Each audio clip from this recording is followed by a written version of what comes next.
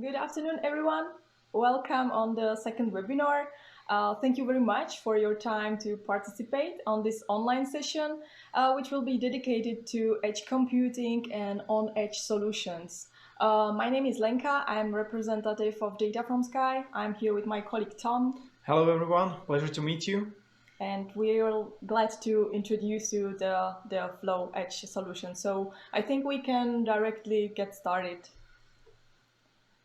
So what we will cover today on this webinar, the main focus is on edge solutions. So first, I will give you some introduction about what is the edge computing and what are the advantages, but also disadvantages of this approach.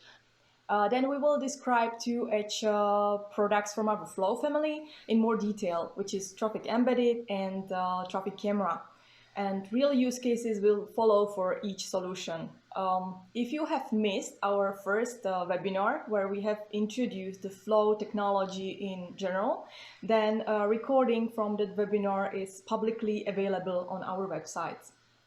Finally, we will close this webinar session with question and answer section. You can actually ask the questions here in our chat during the webinar. Few of them we will answer at the end, and the rest we will get back to you later via email. But now let's already focus on the topic now, which is primarily connected with the camera sector. And here is a fun fact. Did you actually know that there is a camera installed for every 29 people on the planet? In the developed nations, it's even one camera for every 8 people. And what's more, surveillance cameras are projected to grow 20% worldwide every year for the next 5 years. And they will need some real-time analytics to mine the video content. But how to serve this huge amount of cameras effectively and in a secured way? Experts say that the answer is in geographically distributed architecture of public clouds and edges that extend down to the cameras and can meet the real-time requirements of large-scale video analytics. So the most important feature of on-edge devices is that it follows the edge computing paradigm, which means that the video analytics are run directly on the device next to the sensor. This edge computing approach brings many advantages. Firstly, it lowers the network bandwidth requirements, so no raw images are transmitted, just the metadata. Secondly, thanks to the limited amount of transmitted information, the device is privacy compliant and fully secured. The system is easily scalable. It can be paired with existing CCTV infrastructure.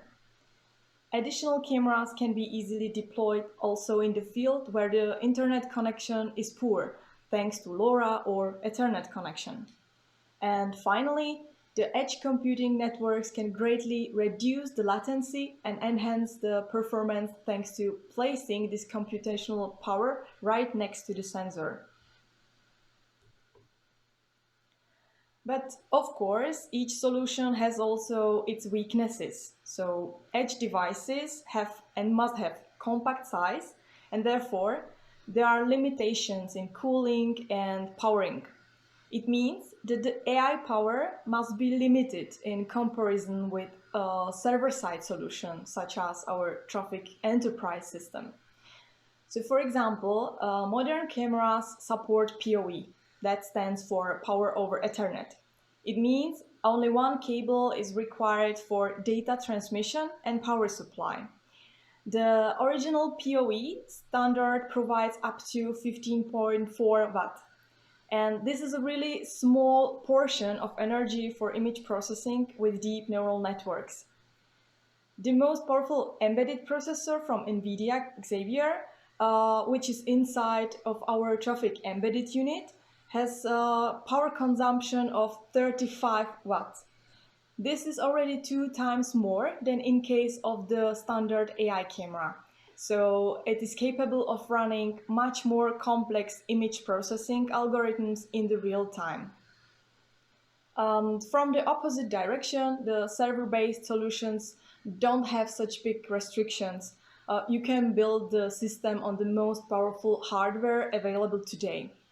And the AI power is one of the key factors influencing the quality of the extracted data.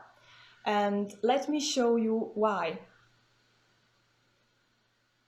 The modern traffic monitoring solutions are based on trajectory-driven design. It means that instead of providing simple counts and other statistics directly from the image, the system primarily extracts the trajectories and then interprets them according to some defined traffic scenarios. DataFromSky's flow is based on this approach too. The standard trajectory-based system is basically composed from three main parts. The first one is detection, tracking, and trajectory interpretation. And the most computational heavy part is the detection part due to the neural approach. The pre-trained deep neural networks are used to detect and classify the objects in each image frame coming from the camera. And then the detections are connected to create continuous tracks in the tracking module. And finally, the trackings are evaluated with respect to defined traffic scenario. Normally, the tracking and the evaluation phases are much less computational demanding. So if you want to optimize the processing for the edge, then you need to do something primarily with the detection phase. And there is a simple equation.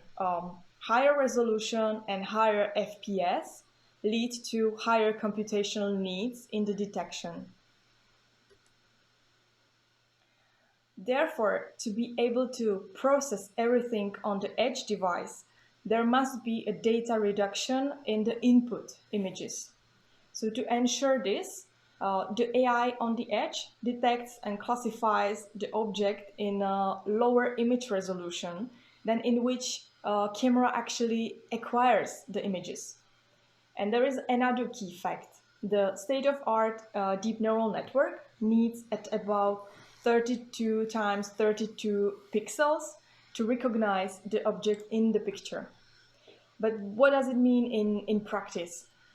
If you reduce the image resolution, but the condition of minimal object size, this 32 pixels, remains the same, then you will basically decrease the maximum detection range. And this effect is nicely demonstrated on this particular slide. So in the first image, you can see how our AI traffic camera can see the scene with all the detected objects. The red line actually represents this 32 pixel size. So this is what the size of the object needs to be. That's why the detection range for AI camera is much lower.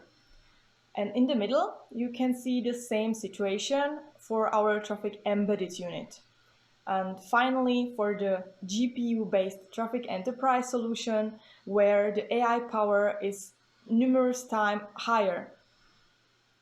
And this practical aspect needs to be kept in mind when you consider what type of solution is right for your own project. But now let's focus on our edge solutions from our Flow family. And let's describe AI traffic camera and traffic embedded boxes. So first, we have ported our Flow analyzing engine into the outdoor traffic analyzer, which we have called TrafficEmbedded. And this device actually provides full onboard video processing. It's equipped with the most advanced embedded AI processors by NVIDIA from Jetson family called Xavier with 22 teraflops. And this product comes in two variants. The first one, called Nano, is a basic version capable of processing one camera stream in the real time. It's more suitable for simpler tasks such as vehicle or people counting on entrances or exits, or some passage counters or cyclist counters, or applications where the time is not so critical.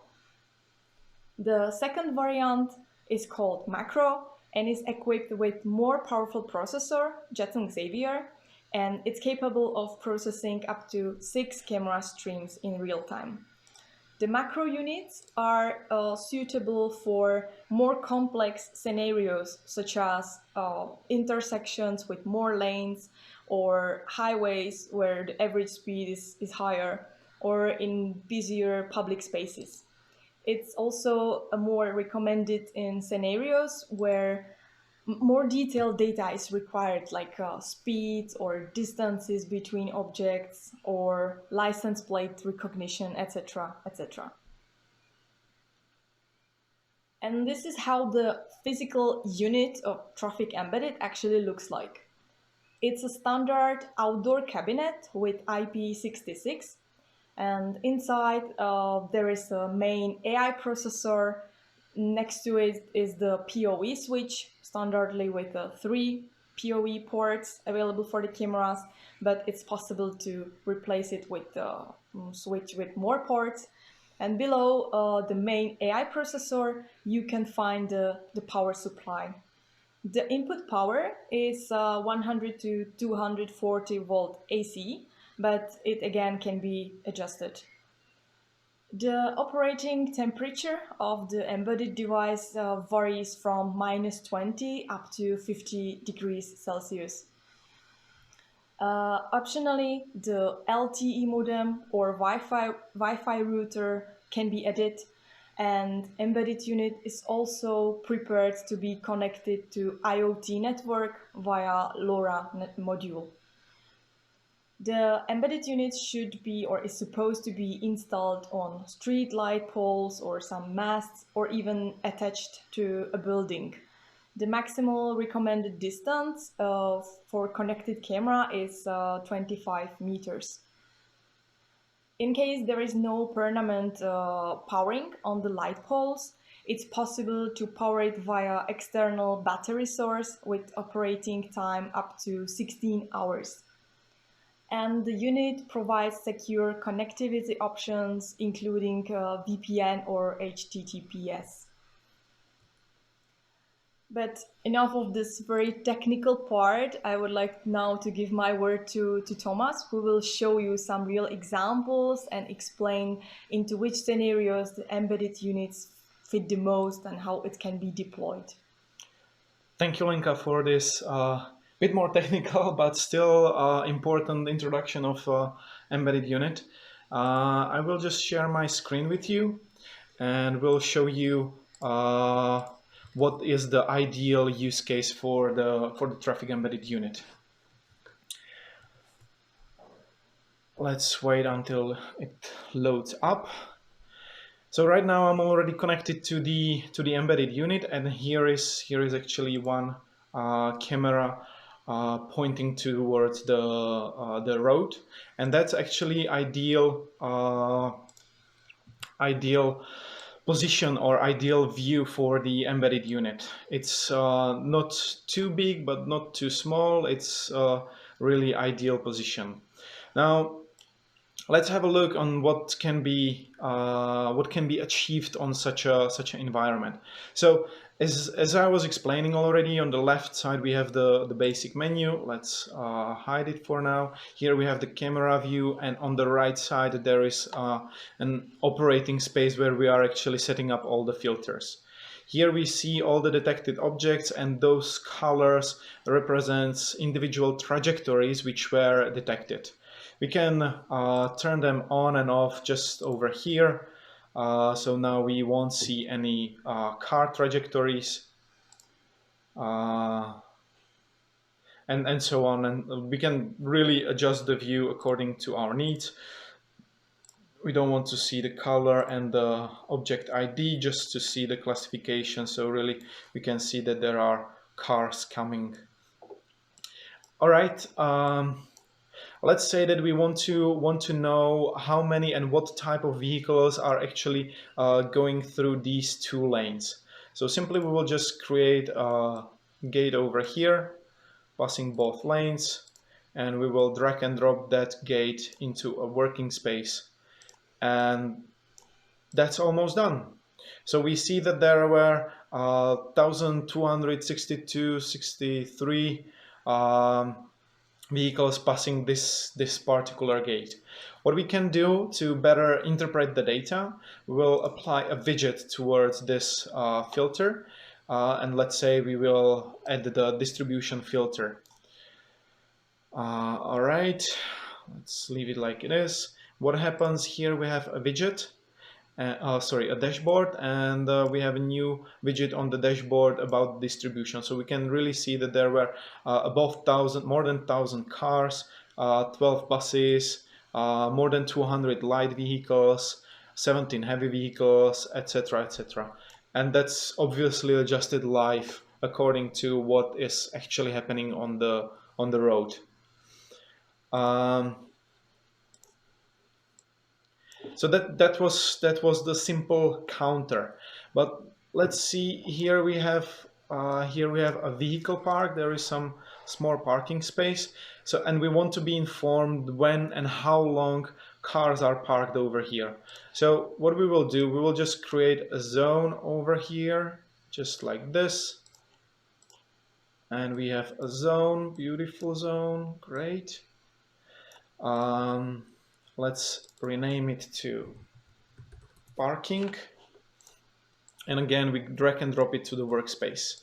Now, as we see that this zone is pretty close to the pedestrian crossing, so it might happen that that some pedestrian is actually crossing the zone, and we don't want to count pedestrians in that, only cars. So what we have to do, we have to apply one more filter, that's the category filter, and select only the types of vehicles which we want to detect.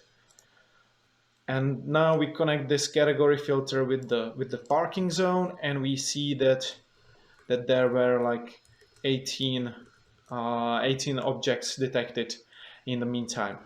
However, this still doesn't tell us anything about the length of the stay. So it's just that 18 objects were inside of the zone or crossed the zone. So what we have to do, we have actually two options. We can either use stationary duration, which starts counting only when the vehicle or the object is stopped. Right, so when the object is stopped, then this stationary duration, as you can see here above, is shown as and is counted. Or second option, what we have is the duration of occurrence, which actually filters all the objects which were in that zone for some amount of time. It doesn't matter whether they stopped or they were moving, but they were in the zone.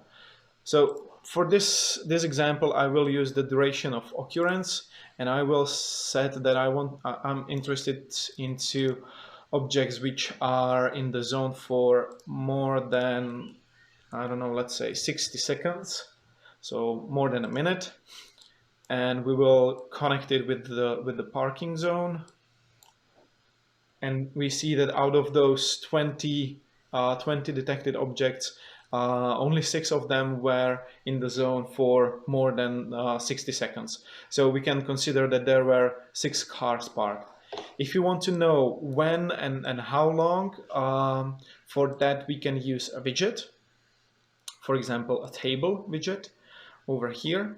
And this table widget actually gives us information about every single object in that zone. So we see that there were all cars, we see when they came there, when they left, and we see also how long they've been inside.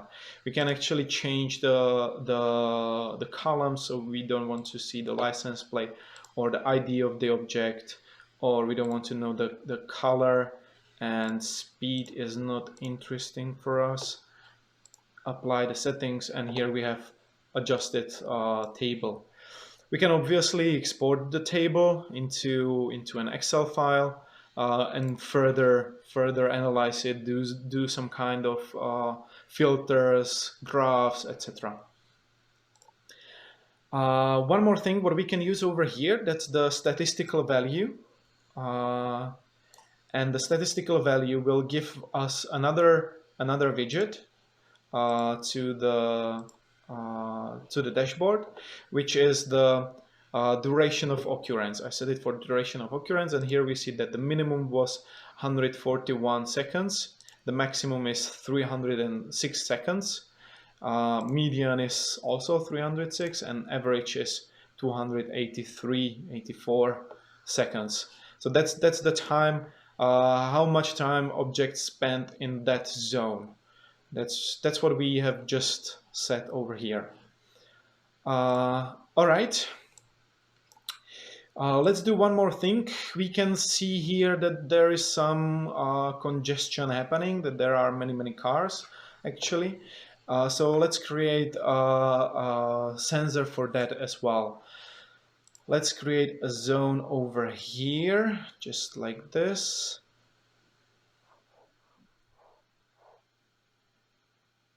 All right.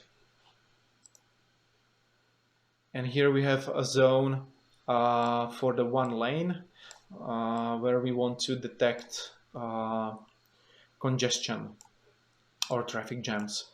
Let me just adjust the zone a little bit so we have it nicer. Okay.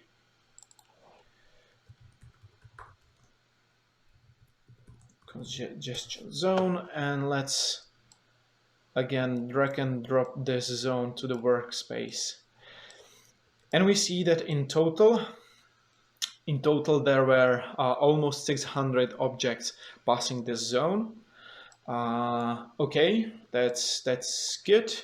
I don't assume that there would be some pedestrian or a bicycle, so only motorized vehicles, which is good for us. That's what we want to know.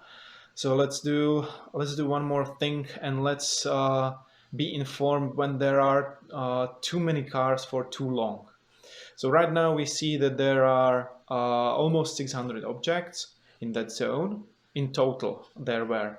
Let's change the settings to now, and it will show us only the number of vehicles currently being in that zone. So currently we see that there is only one in the zone. There are two more cars approaching, and yes, both of them are in. Okay, so that's one thing, but we don't want to be only informed when there are too many vehicles, but we want to know also how much time they spend in that zone. So again, we will use the duration of occurrence filter, the same one as we used over here. And let's say that we want to filter only cars when there are for longer than let's say 5 seconds. Sorry, no, 55.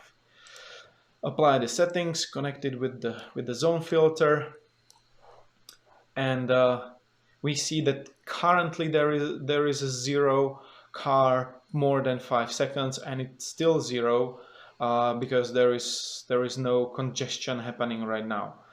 Let's give it a second. Maybe there will happen some soon.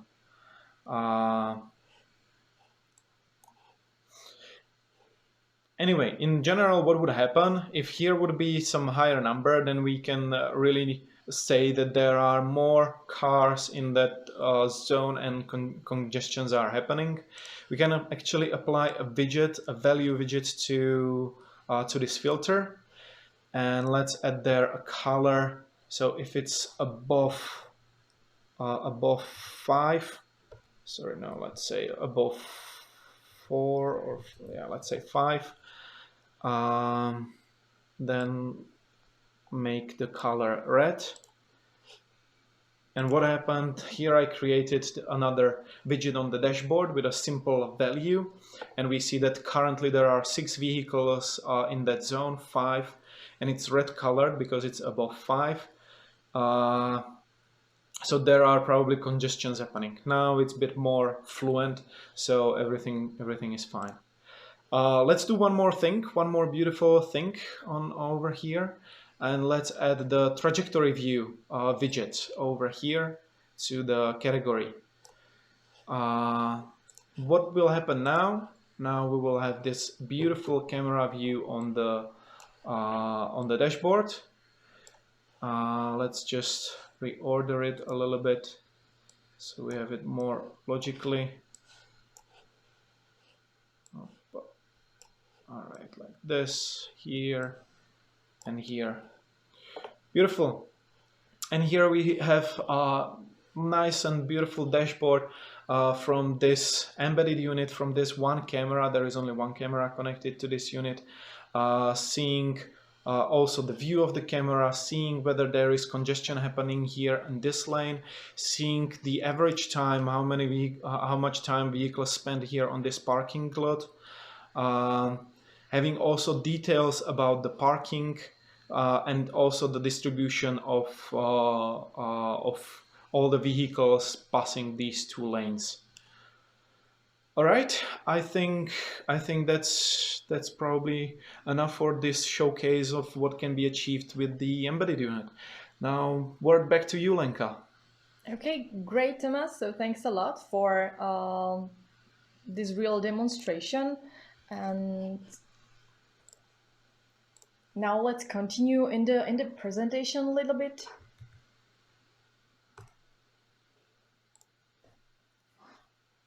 So here I have one more example scenario for you. So to our customers, we offer a help with the project design phase 2.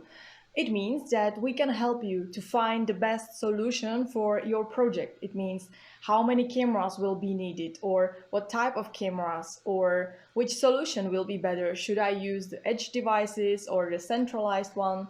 And what is actually your use case? What type of data you need from the video analytics?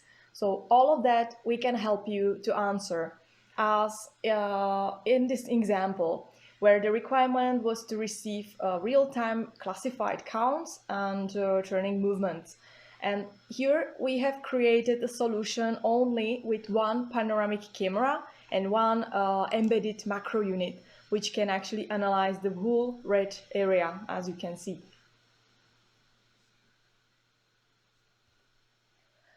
So to summarize all the key points that you should remember about our TrafficEmbedded unit. First, it's a standalone anti-vandal unit with on-edge analytics. It's a plug-and-play device. It means you connect it next to the cameras on a light pole or so and just get the traffic data right away. There are two variants of this unit, nano and macro. It has various connectivity options from Ethernet, LoRa through Wi-Fi up to LTE. And since the processing is done in the unit on site, it's fully secured and also GDPR compliant solution. But nowadays, a new trend is emerging: smart cameras which are equipped with AI accelerators. AI-ready cameras are novelty on the market. Some camera vendors started introducing them in late 2019, and nowadays more and more vendors are coming with their own type of AI camera. But what does it actually mean, AI camera? It simply means that the processing engine runs directly inside of the camera and it performs the live video analysis. The AI camera is all-in-one solution. It's very universal and very easy to deploy. So you can just literally take the camera out of the box, configure your own task, and then start receiving the traffic data. The AI camera can be used for multiple purposes, from traffic or parking monitoring, retail, up to security tasks. But keep in mind that there is this limited AI power available for this edge device. It also means the detection range will be also lower. So AI camera is suitable for, let's say, simpler tasks, like similar to our edge device variant, embedded nano. There are various types of AI cameras running on NVIDIA, Qualcomm or other types of AI vision processors for edge applications. The AI camera is basically standard IP camera with AI accelerator. So there are the same options in the housing, in ER, illumination, resolution, network, or powering. And some of them provide optical zooming or full panel tilt functionality. The true advantage of AI cameras is the easiness of use. It's very compatible size, plug and play device. And we at DataFromSky have become an early adopters and have created a variant of our flow analytic application for AI cameras for so-called SAST store. Security and Safety Things, which is the shortcut for the SAST, is basically develops this open operation system for smart cameras. They are running a store for smart camera applications. It's very similar to mobile platforms like Android with Play Store, or if you are a fan of Apple, then iPhone with their Apple Store, but just in the AI camera segment. And we are one of the first company which ported the flow into the system in form of 4 applications. And I can actually show you directly how you can download the flow application. So if you go and visit the SAST application store and you type in the DataFromSky or flow, it will find these 4 applications for flow for your AI camera. So you can directly download it here, where you have some overview about this application, also installation guidance, so how to install it, some tutorials and manuals, and information about the updates and version of the application. So that's where you can download the application. But now again, I would like to pass the word to Thomas, and he will actually show you another example and another real scenario now for the AI cameras. Yes, yes. Let me just share my screen with you. All right. Hope you can see it now. Now, as Lenka already mentioned, the AI camera has some, unfortunately, some limitations in processing, even though there are huge advantages in the size, compactness, and the edge computing. So ideally, the AI camera should be looking in the view of this kind of type, where the actual situation is not too far away from the camera itself to detect all the objects and do all the analysis. Now for some, yes, okay, the video just got loaded. All right. Let me show you some examples how it can be used in this kind of scenario. So we see that this is a city center somewhere, and let's see whether there are some bicycles passing by. So what we will do, we will create a zone over here. All right, let's just adjust the zone.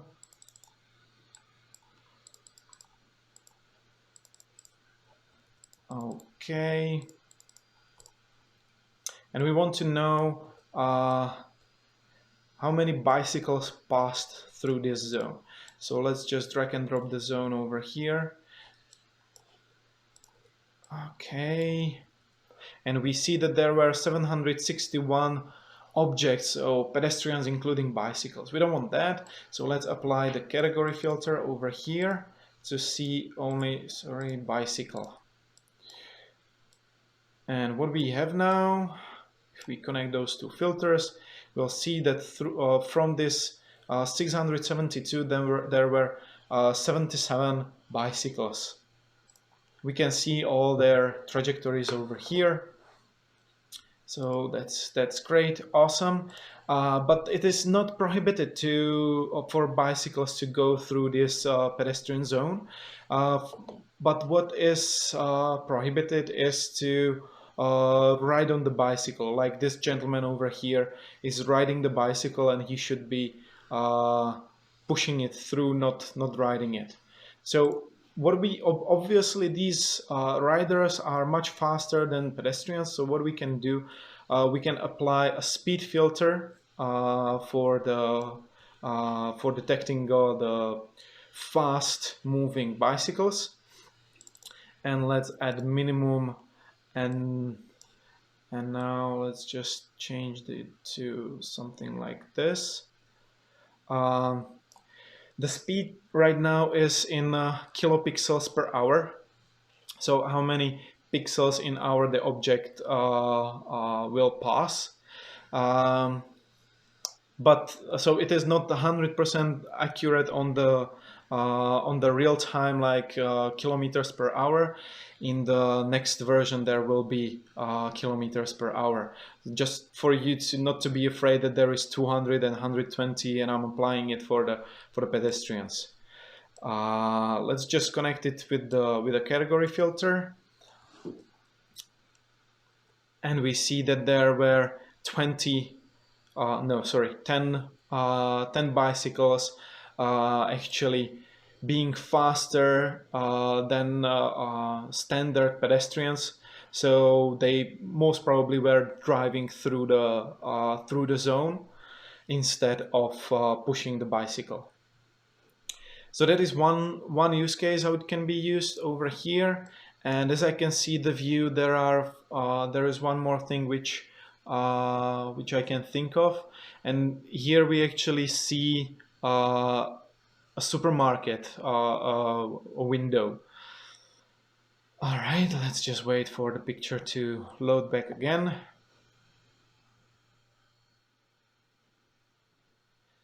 Right. So here is the shopping window, and we want to know how many people were looking on the window. So what we will do, we will create a zone here in front of the window. Again, we will drag and drop it to the workspace. I don't think it's necessary to filter it based on categories, so we can leave it like it is right now. However, what we have to do, we have to filter just the people who were just passing by from the people who were actually looking on the shopping window. For that, we will use again filter of duration of occurrence. Where we will say how long the people should be within that zone to be considered like they are really watching on what is inside of the shopping window. So let's say that if there is in that zone someone for more than 10 seconds, we should be informed about it. We connected with the zone. And let's wait for the number to come right up.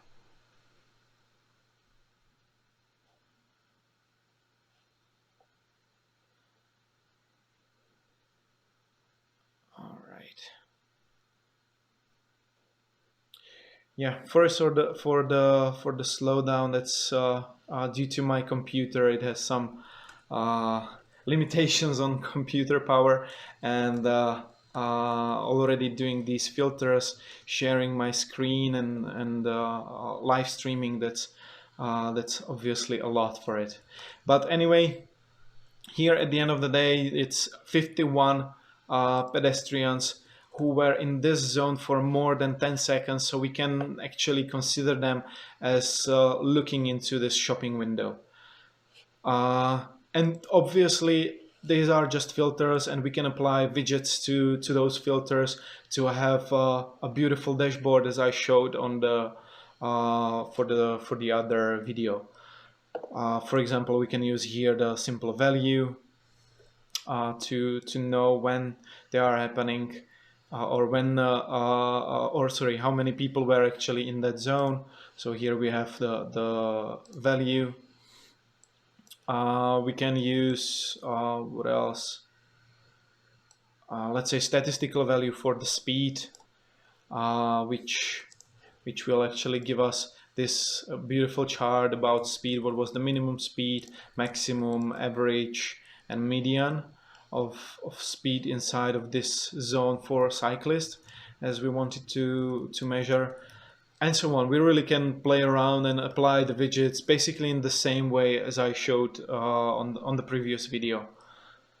And yeah, I think this would be it from the use case. Really important thing to remember is that the view for the traffic camera needs to be much closer to the actual field of interest, where compared with the embedded unit, which has a higher or which can look further away. All right, word back to you, Lenka. Okay, great, Thomas, again for this really nice demonstration and how the AI camera can be used in field actually. So let's get back to the presentation for a while, and I will finish the part of the AI cameras.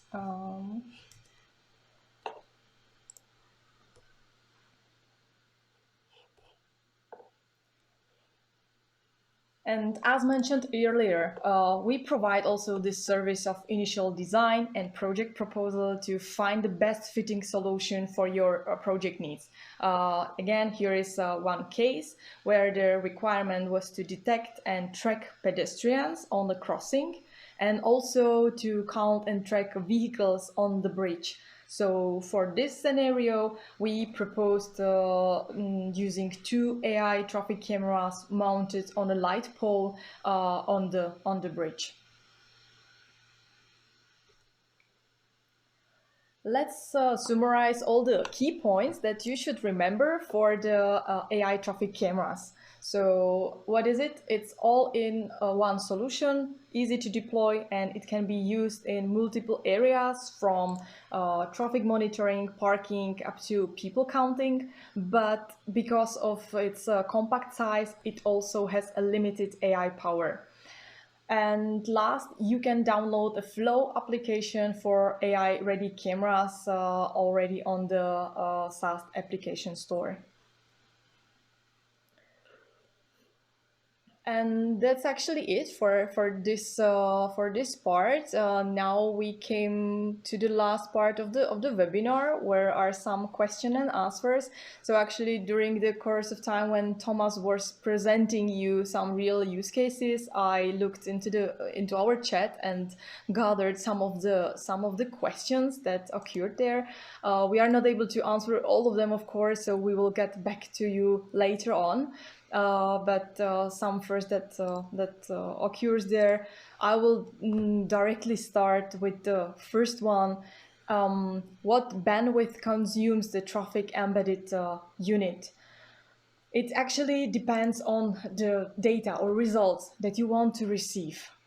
It can be reduced even into IoT device, which communicates through the LoRaWAN network. And this IoT device consumes then only a few bytes per hour. So again, it always depends on your use case. I will follow already with the second question. What camera types are supported? That's quite easy to answer. That's any type of IP camera with RTSP stream. Again, there are some recommended parameters like the minimal resolution or minimal FPS, etc., etc. But it always depends on the particular use case. As I have mentioned before, we can help you with this initial phase of design, so to help you to find the best fitting cameras and also the best solution, either edge or centralized. The next question was about where do you store the data? Yeah, I will pick that up. So regarding the storage, that's actually the beauty of both a traffic camera and the TrafficEmbedded unit. It's not only the sensor itself, so mining the data from the video source and forwarding it to third-party applications, but it also has cache memory where both trajectories and statistics data are stored for a limited amount of time, which is pretty difficult actually to define. But like how much time is it in history? There is a storage for approximately 5,000 trajectories to be stored. And that obviously depends on the amount of traffic which is happening in front of the camera. But yes, there is also a storage inside of both traffic camera and traffic embedded unit. So when you create those filters are then applied also back in the history, not only on what is actually happening, but also historical data. And one more question: what type of processor unit is in embedded? In embedded, we are using NVIDIA, and for both types, for nano and macro. For nano, it's Jetson Nano, and for macro, there is Jetson Javier used for the processing. And the last question was if you can recognize the license plate. Yes, that's possible. In case that the input image actually allows it. It means if the position of the camera is good and the resolution is high enough, then it's of course possible to also extract and recognize the license plates, and then also use the filters for the license plates in the flow. All right, so these were the questions that we wanted to, or that we have included into the presentation here. More and more are coming here. And as I said, we will cover them later on and get back to you either here or via email. So don't worry, you will get an answer for your question for sure. One more thing before we let you go, you can actually try out our Flow analytical engine on your own. If you go to our website, you can download the Flow demo kit and try to play around and set up all the filters and operators as Thomas was showing you today. And also last thing, there is another webinar in a schedule, and this one will actually redirect us from the real-time video processing into the world of offline traffic surveys.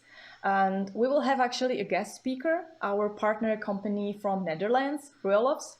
And together we will show you some really interesting project where we used 4 drones at the same time to record a quite large area and then to analyze it and use the outputs for some vSIM simulation models. So stay tuned, and we are also looking forward to see you in this next webinar. And I think that's it already from our side. This is the end of the second webinar for Flow. So thank you everyone for your time and your attention. We really appreciate that you were here with us. And in case you have any questions, just feel free to reach out back to us. Thank you as well, and have a great day.